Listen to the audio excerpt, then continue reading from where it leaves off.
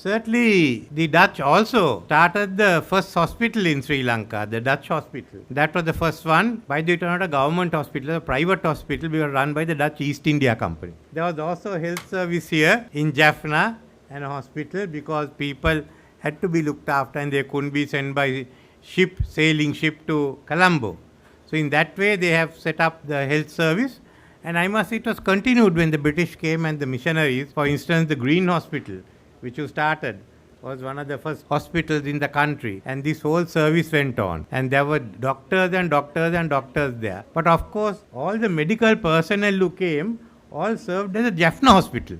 There were no other hospitals out here. So all were serving in the Jaffna hospital. But Jaffna nevertheless had a good medical service till it broke down under the constant fighting which went on from 1983. I must thank the Dutch government for this facility which has been gifted, because you are shifting it out of Jaffna into Point Pedro. And not only Point Pedro, at Kilinochchi, Maankulam and Vaunia, you are spreading it out. So that I must thank you all for the initiative that has been taken to develop hospitals outside the city of Jaffna. And I have no doubt that this practice will continue, and that we will see further advancements as far as these hospitals are concerned. Because Jaffna has a large number of medical personnel.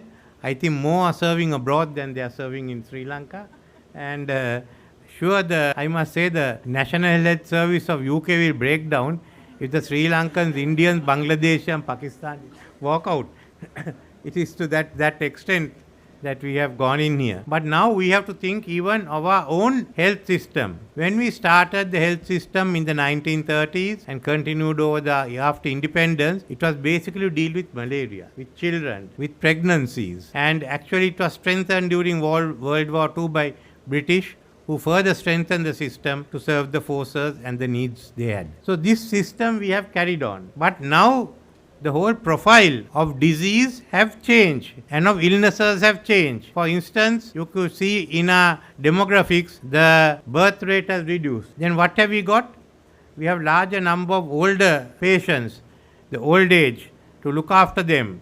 Then the different types of illnesses that are coming in. For instance, diabetes, for instance, cancer, many of the others. Then you have these pandemics like COVID, which came from nowhere.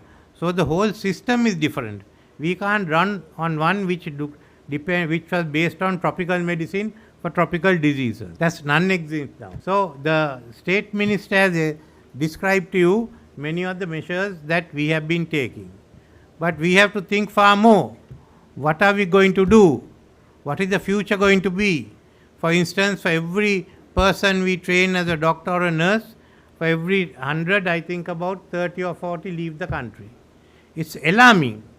In fact, only on Monday I asked the Kotalavala Defence Academy and its hospital to increase the intake even up to about 200 or 300, just to meet up with this need. So there will have to be more and more facilities for training. We have given the NSBM, the National School of Business Management, the Green University, the right to run teaching hospital, and Lyceum also has been asked, will also get the right to run a teaching hospital. So this is one part of it. Secondly is, how do we deal with this? We have to change the whole concept of medicine as we've been doing. We can't do it ad hoc. But that means today, technology. Technology means it's more expensive equipment. How are we dealing with it? With AI coming in, how does it change the whole medical system? So we've got to think of it. And then where are we going to find the money? With the IMF, we have come to an agreement on the percentages, what we can do.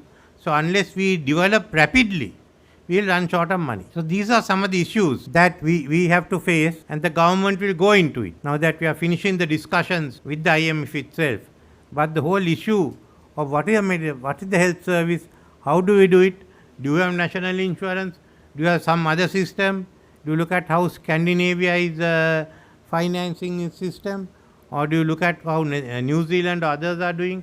So these are important issues that we will have to take up in time to come. I don't want to take any more of your time, but I want to thank the Dutch government for this generous gift that has been given here. Thank you.